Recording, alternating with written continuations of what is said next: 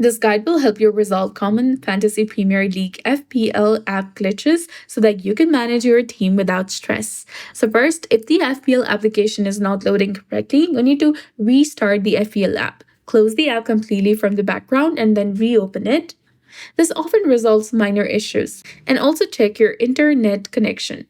Toggle between your Wi-Fi and mobile data to determine if the problem is the network related.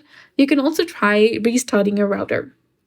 And then after, go to your settings application. If you're using the iOS devices, go ahead and select general, then go to iPad or iPhone storage. From here, scroll down and find the FPL application and select upload app. But if you're using the Android device, go to settings, then go to apps, find FPL and scroll down, select storage and click on clear cache. If clearing the cache does not work, you can try uninstalling the application completely from your device and reinstall it again from the Play Store or the App Store, whatever device you're using. And another thing you can do is ensure that you have installed the latest version of FPL application.